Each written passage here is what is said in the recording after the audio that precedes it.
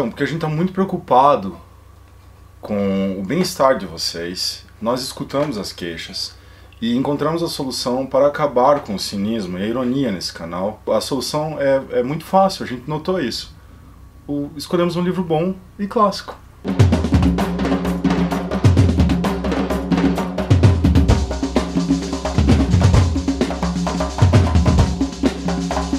Então tá, livro de hoje não poderia ser mais clássico, não poderia ser melhor do que isso.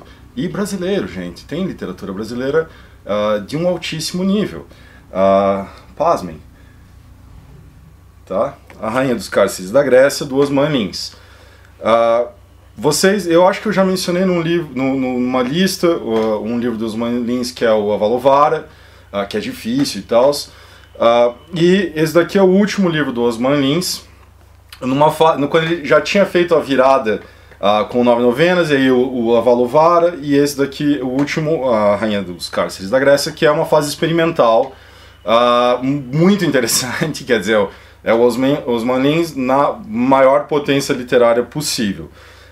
É um livro pequeno, razoavelmente curto, e de uma entrada talvez mais sutil, mais deliciosa do que o Avalovara, um livro maior, um livro mais árduo, que tem claramente uma função experimental no jogo dele.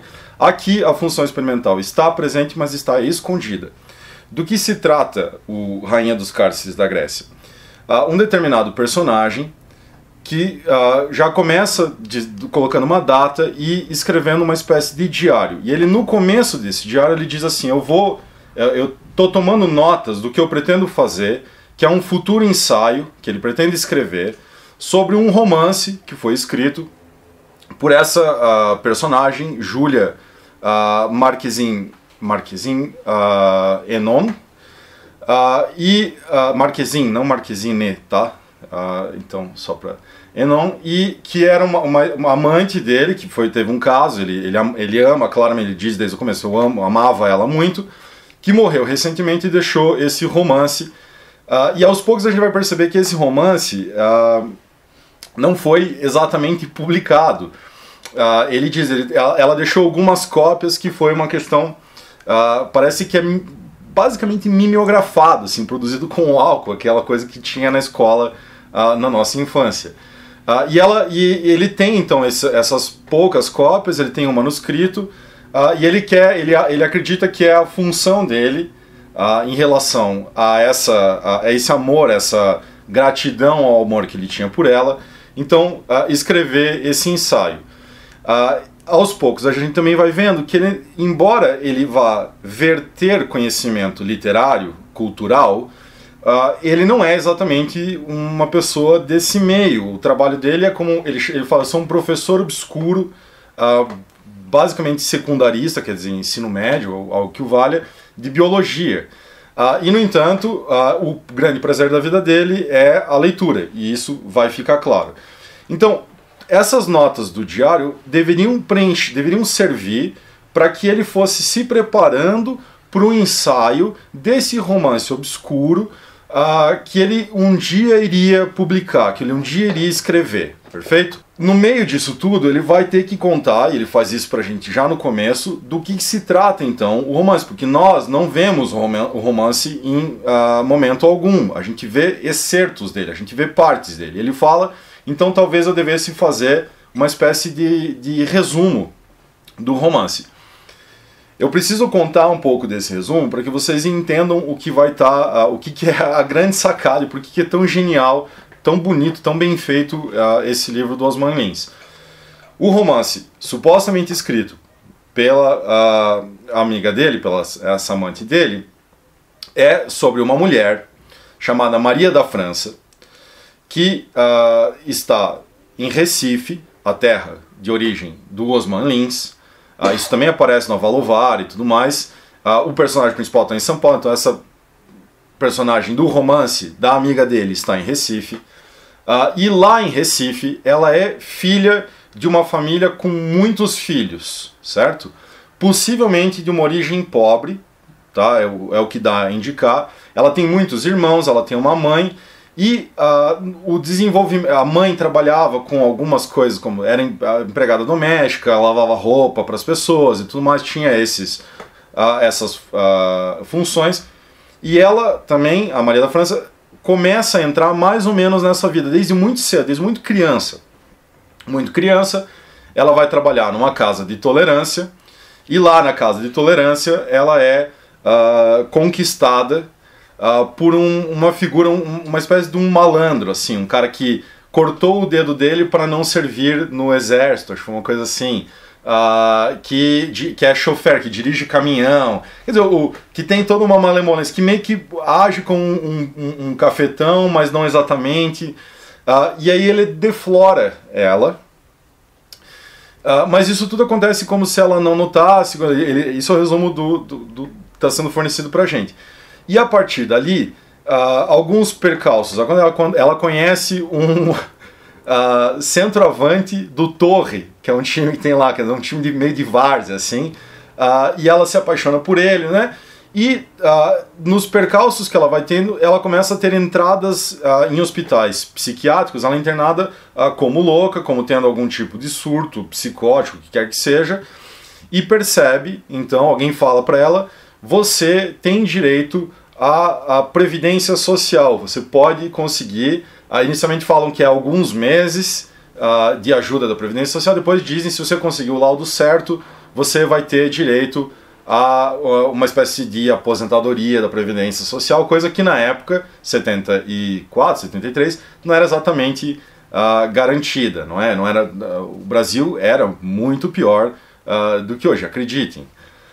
E aí o romance em si é basicamente essa mulher, esse noivo centroavante de um time de merda, tentando conseguir vencer a burocracia da previdência social da época, assim. Então esse seria o grande romance da coisa. E aí ela vai, ela enfrenta todo tipo de problema burocrático, ela enfrenta todo tipo, ela vai num lugar, o documento tem que ser carimbado 10 vezes, depois eles devolvem para ela. Aí faltou a assinatura de um médico, mas aí esse médico não quer mais dar o laudo, precisa de um novo médico. Eles levam lá e o médico diz: não, eu não atendo na parte da manhã, volte na parte da tarde. Quando volta na parte da tarde, ele já não está mais lá. E assim sucessivamente, aí vai acontecer, enfim, uma série de percalços e tudo mais. No meio disso, ela também escuta as vozes de um espírito iluminado que serve para alguma função ali no romance, para dizer para ela alguma coisa assim, olha, vai uma coisa meio profética e tal. Mas enfim, o texto, segundo o resumo, acabaria com ela, com o namorado dela, esse noivo dela, contraindo tuberculose, depois não suportando não poder jogar futebol e não podendo, e com tuberculose se matando, e aí ela indo atrás de um cara que ela vê na rua, assim, que tá meio maluco, e o cara vai e esmaga a própria mão dele com uma pedra. E aí a última cena desse romance, segundo o resumo, é dela pegando essa pedra na mão, ok? Isso tudo seria o romance que não existe, perfeito? E o personagem está então tentando fazer um ensaio, escrever um ensaio sobre esse romance. O caso é o seguinte: a experimentação aqui é sobretudo colocada por uma espécie de porosidade, tá? Eu não sei se eu encontro nenhum termo melhor para isso, porque o Osman Lins vai utilizar uma série de recursos ficcionais, narrativos, já conhecidos da literatura experimental, não para simplesmente causar confusão. Tá? Isso é uma coisa bastante moderna, né? O narrador, ele está sendo fidedigno, ele é real, ele é crível, a gente pode confiar nele. Essa suspeita sobre o narrador, isso já está lá desde o Machado, enfim, não é nenhuma grande novidade. O que ele faz é simplesmente girar sobre esse elemento e colocar para o outro lado, certo? Através dessas porosidades, colocar para o outro lado e expor o tempo inteiro que se trata de um artifício, perfeito? Esse cara, porque gosta muito, esse que está escrevendo, porque gosta muito de literatura, fica fazendo continuamente comentários sobre a arte narrativa, sobre a arte ficcional, e ele declara continuamente o tempo inteiro precisamente aquilo que ele está fazendo. Isso é fantástico, porque ele não está te enganando em nenhum momento. Aparentemente ele está tornando tudo claro, está na sua cara exatamente os recursos que ele está utilizando. E, no entanto, ele te engana. Deixa eu ver se eu consigo encontrar, tinha umas partes aqui que são... logo no começo. Uma das primeiras coisas que nós poderíamos, lendo, imaginar, era... Ele diz assim, na entrada de 26 de maio, ele não diz os anos e tal. Posso indagar ainda, assente que o autor não existe, teria eu sido amante de ninguém? Porque se ela... E isso vai... Quer dizer, então é ela que escreveu o livro, é ele que escreveu o livro. Aos poucos, conforme vai haver o desenvolvimento, nós percebemos que a Julia Marquezine Enone tem muitas semelhanças com a personagem Maria da França. Ela também nasceu numa família que tinha 1 zilhão de irmãos, ela também era pobre, ela também era do Recife, ela também foi internada num hospital psiquiátrico, ela também passou por uma série de percalços, quer dizer, foi deflorada, ela também sofre traumas e tudo mais, ela também tem um problema com a realidade. E aí, conforme isso vai aparecendo, dá a impressão de pelo menos 2 caminhos que vão se abrir aqui. Um, que ela não escreveu nada, quem escreveu foi ele, tá? Então ele está teorizando e ensaiando em cima de um livro que ele mesmo teria escrito, ou que ele sequer teria escrito. O que a gente tem aqui são os excertos que ele criou para fundamentar então esse texto. Ou ela escreveu, mas o que ela escreveu não é tão genial assim quanto ele quer fazer parecer. Por que parece isso? Porque ao longo do processo da preparação desse ensaio, ele vai desenvolver comparações que são bastante elogiosas. Ele pega o Guimarães Rosa, ele fala o Grande Sertão Veredas, ele pega o Vidas Secas, do Graciliano Ramos, ele menciona o Dalton Trevisan, ele menciona o Santana, ele vai mencionar de clássicos franceses, sabe? Tudo aqui. Thomas Mann aparece. E aí, só que sempre parece que essa amante, a Julia Marquezine Enone, ele fala, ela foi um pouco mais bem sucedida que esse pessoal, ela foi um pouco melhor do que esse pessoal. E aí o que leva a gente a pensar, foi mesmo? Porque nos trechos que ele mostra pra gente, parece tudo uma grandíssima loucura. O texto dela é um texto também poroso, certo? Tem entradas e saídas, quer dizer, ele é uma contínua fuga de si mesmo. Ele permite muita coisa. Essa permissão de muita coisa, que é talvez o engenho de todo o livro, faz com que ele continuamente retire coisas, ou supostamente retire coisas, inserindo-as. Então ele pega um trecho e diz assim, não, porque aqui ela fala sobre mão, e ali ela fala sobre mão, e o último elemento é ela pegando a pedra com a mão. E aí ele vai para toda uma questão de quiromancia, e aí ele cita livros, certo? Que ele vai colocando em nota de rodapé, porque tal pessoa falou tal coisa. Isso é uma espécie de bricolagem, certo? Usar desses elementos. Ele denuncia, por exemplo, o Borges, uma hora, que se é para fazer a volta ficcional, de parecer que é verdade ou não verdade, ele cita claramente o Borges, então ele não está escondendo nada. Ele faz isso com essas bricolagens de um suporte cultural, mas ele também começa a inserir como se fossem matérias de jornal. Sim. Uma pessoa em tal lugar se matou depois de ter sofrido um abuso assim, assim, assim. E aí ele cita Estado de São Paulo. E aí cita. Depois ele pega um caso de uns meninos que eram presos, que foram. Os policiais mandaram eles sair do ônibus e ficar todos pelados, e foi um flagrante abuso da autoridade, quer dizer, isso é 73, então ditadura militar está rolando. E ele simplesmente cita isso daqui, depois cita os desenlaces desse processo. Vai ter os procuradores não gostaram muito, o pessoal vai sofrer punições administrativas, depois não dá em nada. Quando ele vai falar, por exemplo, dos grandes infortúnios que a Maria da França tem com a Previdência Social, ele cita dados da Previdência Social, ele cita um relatório, supostamente um relatório de um cara que diz há quilômetros e quilômetros de documentos parados lá na Previdência Social. E isso tudo serve não para fundamentar uma certa realidade ao livro, mas para dar legitimidade ao romance que ele tanto ama, que no fundo é a pessoa que ele tanto ama, ok? Então, vejam, porque eu falei de uma porosidade, essas entradas e saídas são parte do experimento, mas são parte de uma espécie de jogada narrativa que deixa continuamente aberto o livro para interpretação. Perfeito, isso parece batido, muitos livros fazem isso. A diferença aqui é que a interpretação é o que está em jogo. O Rainha dos Cárceres da Grécia é o título do romance da amiga dele, certo? Não é o título do romance dele. E, ao mesmo tempo, é o título do romance dele. Essa jogada de interpretação, de um triplo salto de interpretação, torna esse um romance sobre a interpretação. E talvez, quiçá, sobre o fato de que o romance é complementado pela interpretação que a gente dá dele. Não é exatamente... O romance não é um objeto morto que está lá, certo? Somos nós que complementamos isso. Mais ou menos na mesma época, assim, década de 60 e 70, tinha uma linha teórica que é a teoria da recepção, certo?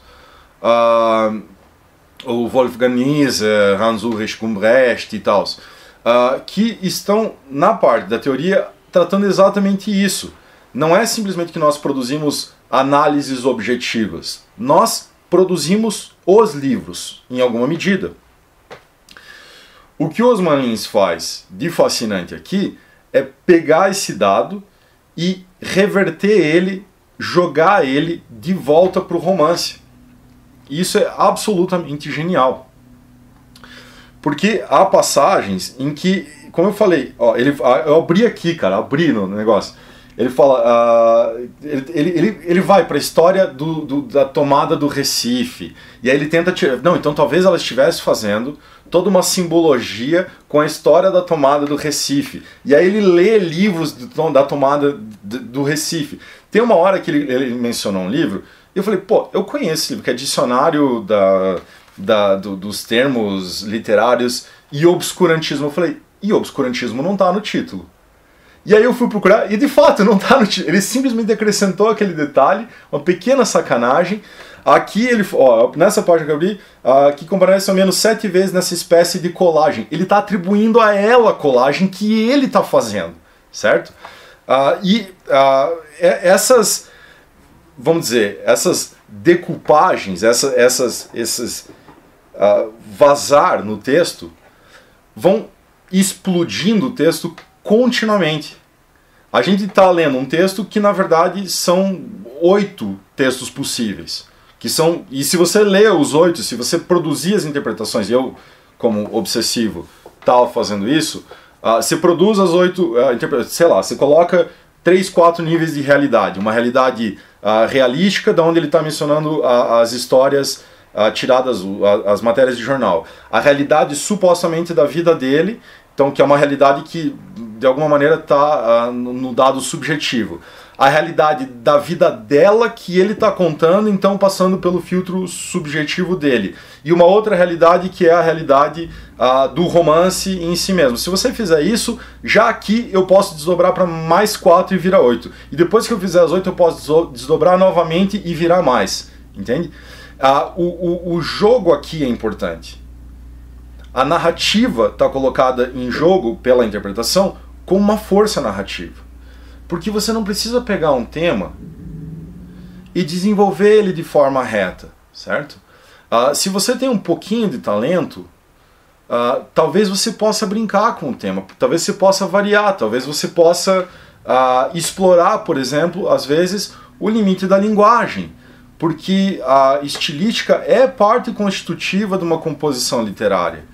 Talvez a gente tenha esquecido isso, mas é uma parte constitutiva bastante importante. Saber escrever, e ele diz isso continuamente, saber escrever torna um autor, não é? Caso contrário, se escreve texto de Instagram.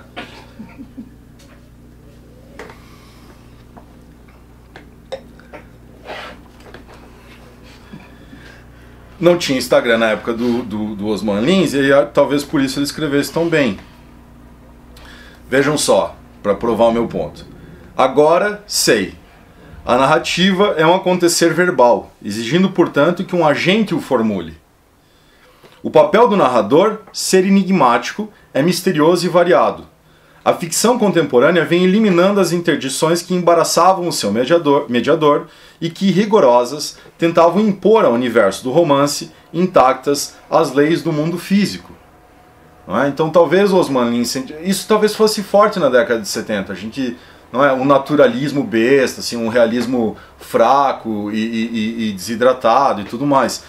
Hoje, felizmente, a gente não padece desse mal.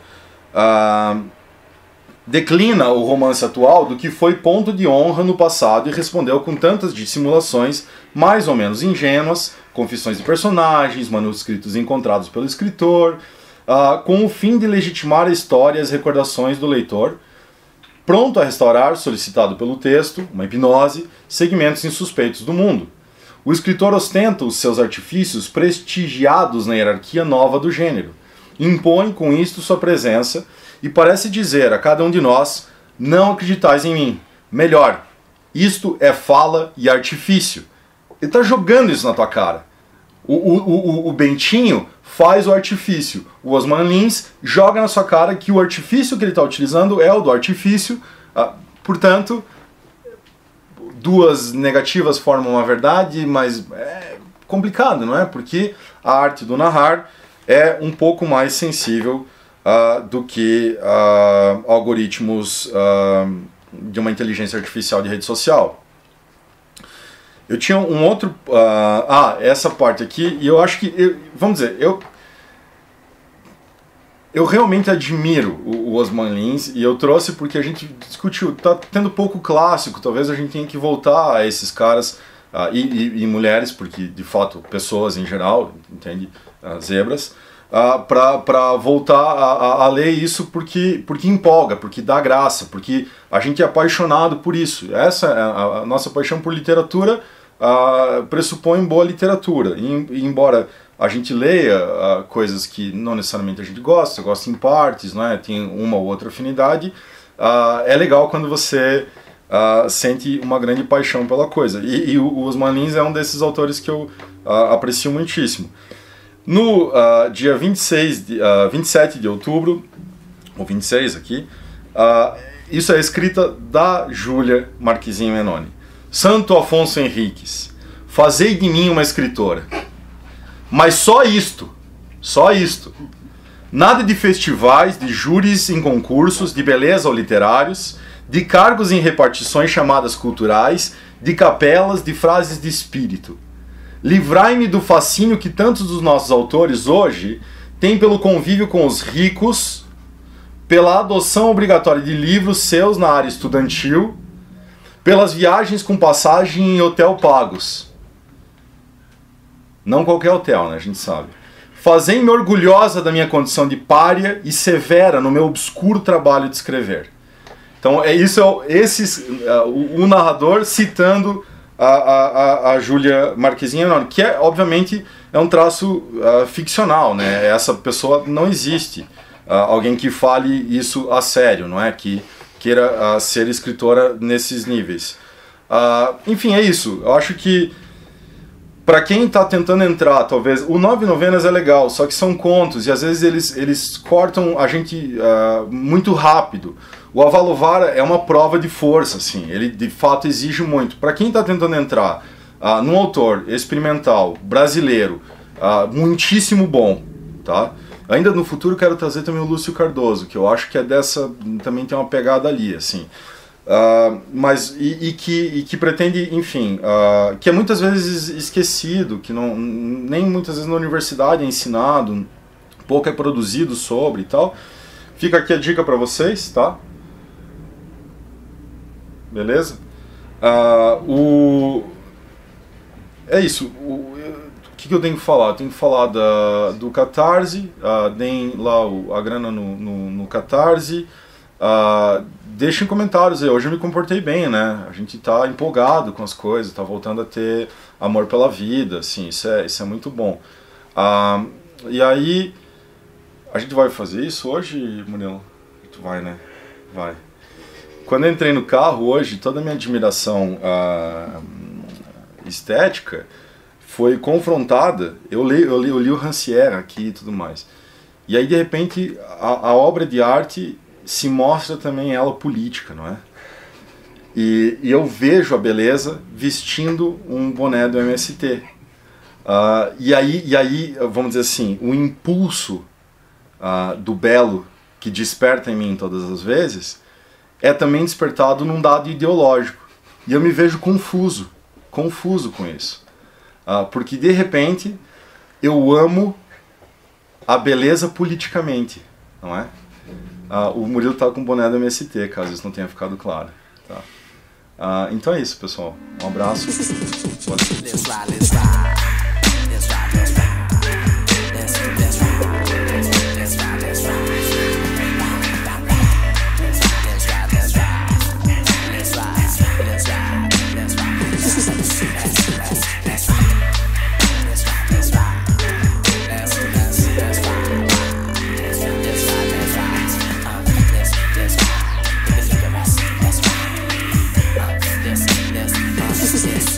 Represent M-I-A-M-I. Drive like a semi. Am I just another brother like a lover like M-I? Think